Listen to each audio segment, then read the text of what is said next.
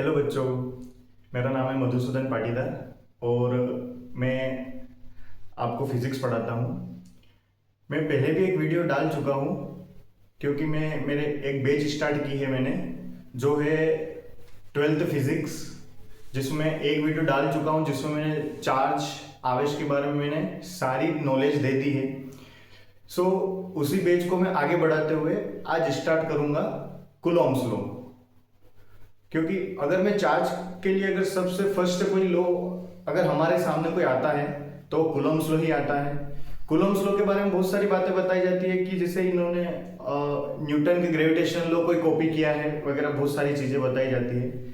लेकिन भले उन्होंने कॉपी किया, कुछ भी किया हो, लेकिन जो हम डेली लाइफ में हमारी लाइफ में जो देखते हैं वो उसी फॉर्मूले से अगर रिलेटेबल है तो फिर कूलॉम को हम ऐसे भी गलत नहीं बोल सकते, है ना। भले वो उन्होंने चुराया हो या डायरेक्ट ही कोई बात की हो, इससे कोई फर्क नहीं पड़ता है।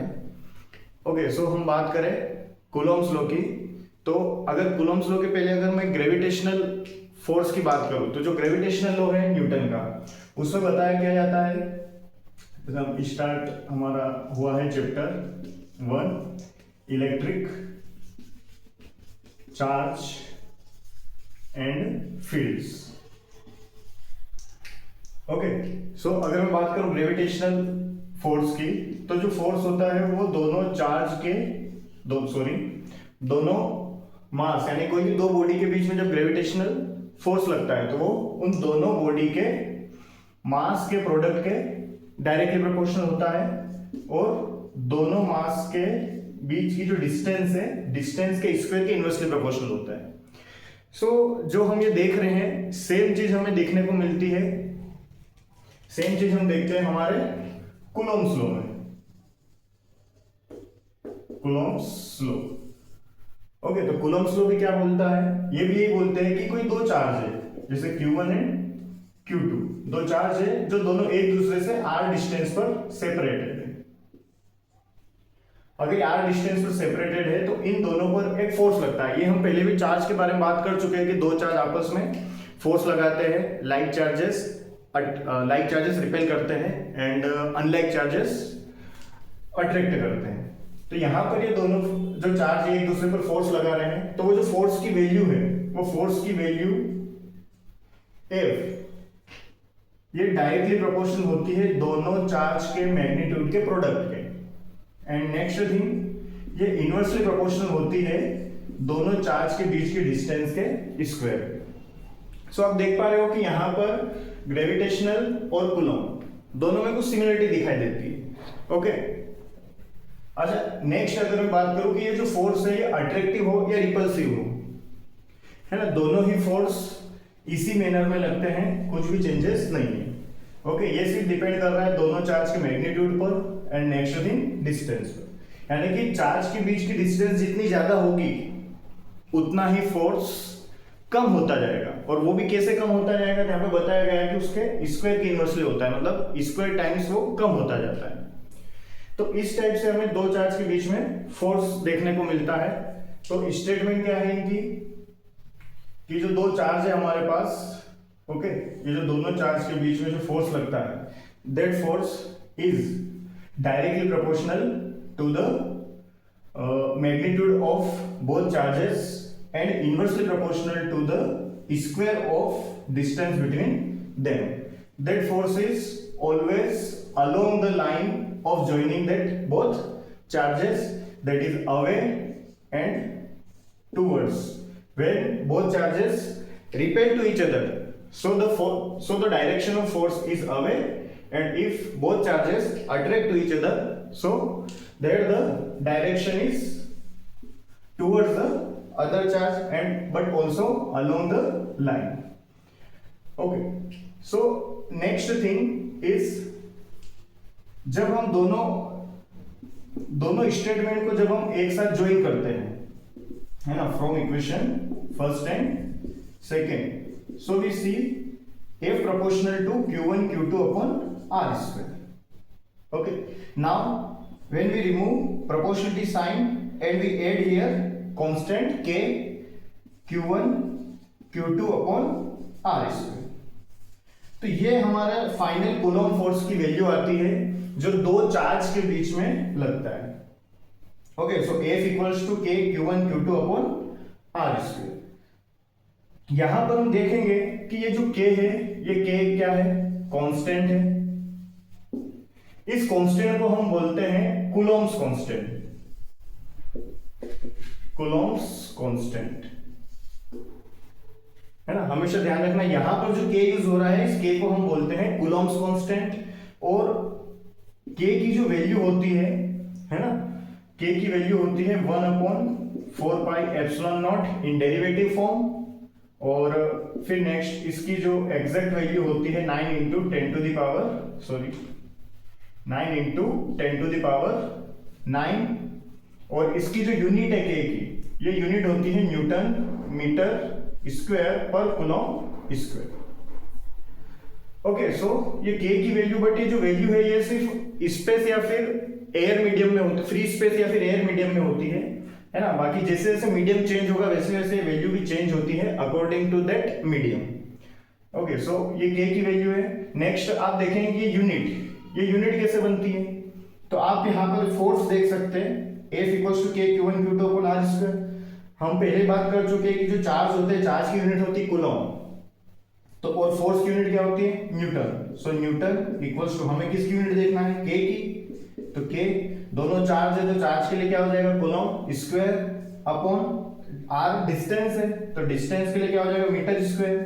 जब मुझे K की यूनिट देखना है तो मैं क्या करूंगा, K equals to newton metre square multiply में इस साइड और कूलॉम स्क्वायर अपॉन में आ जाएगा।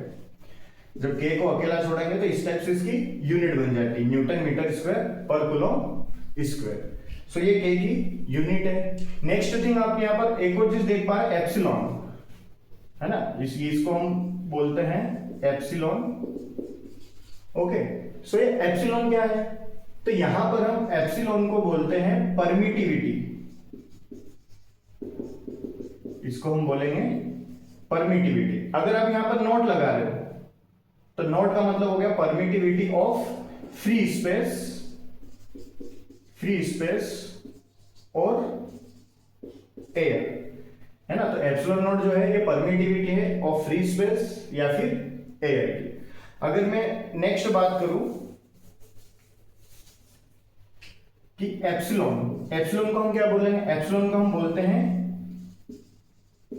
परमिटिविटी ऑफ मीडियम, या किसी भी मीडियम की जब आपको परमिट, यानी कि जब वो दोनों चार्ज किसी मीडियम में रखे हैं तब वहां पर हम एप्सिलॉन नॉट की जगह क्या यूज करेंगे, एप्सिलॉन। बाकी अदरवाइज वो फ्री स्पेस में एयर में है तो हम एप्सिलॉन नॉट यूज करेंगे। नेक्स्ट हमारे पास आता है एप्सिलॉन आर। एप्सिलॉन आर क्या होता है, एप्सिलॉन आर को हम बोलते हैं रिलेटिव परमिटिविटी। रिलेटिव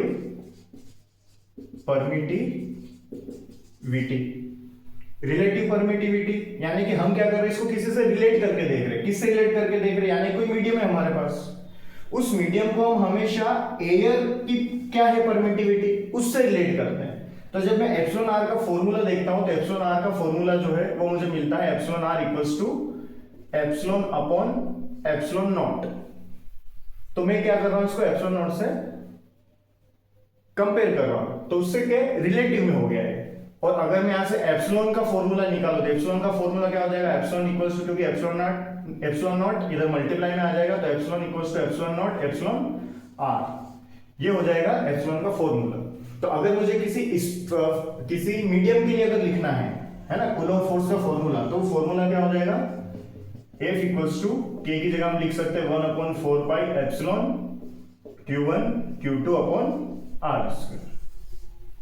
या फिर आप एप्सिलॉन की जगह क्या लिख सकते हैं, epsilon naught and epsilon R. तो ये आपका फॉर्मूला वहां पर बन जाएगा। और फोर्स की जो यूनिट होती है न्यूटन, वो आप पीछे जरूर लिखें। ओके, सो ये हमारा Coulomb's law. Okay, so you note that.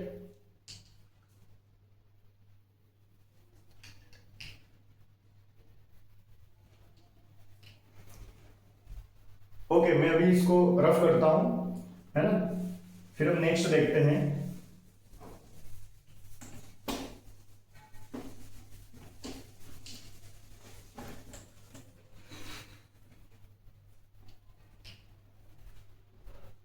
Next मैं देखता हूं कि जो मैंने अभी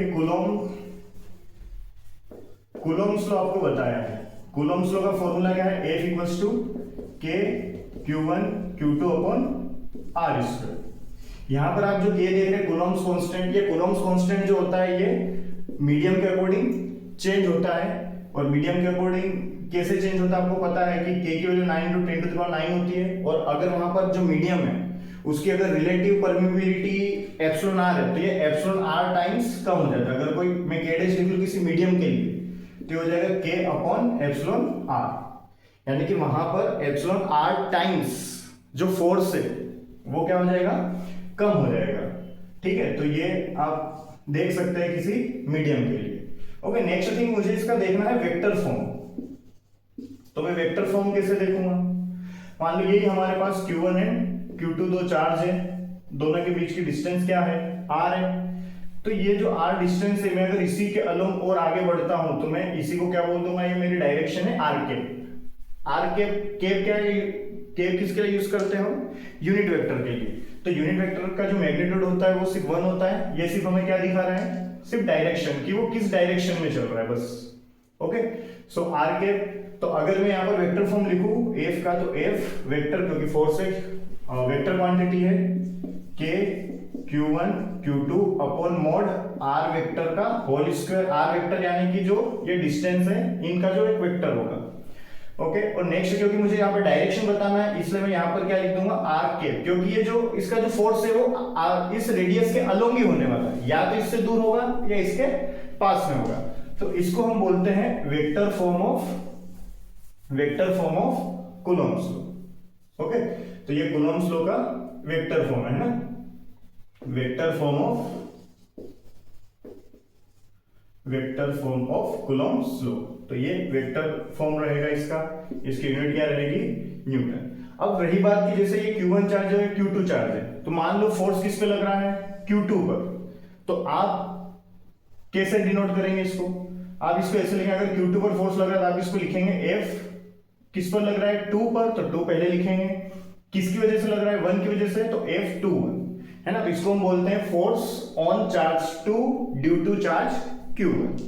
ओके, अगर ऐसे अगर फोर्स Q1 पे लगे, मान लो Q1 पे इधर फोर्स लग रहा है, तो इस पर जो फोर्स लगे उसको हम कैसे लिखेंगे, F, क्योंकि अब 1 पे लग रहा है इसलिए F यानी फोर्स ऑन चार्ज 1 किसकी वजह से लग रहा है, 2 की वजह से, तो on charge due to charge 2।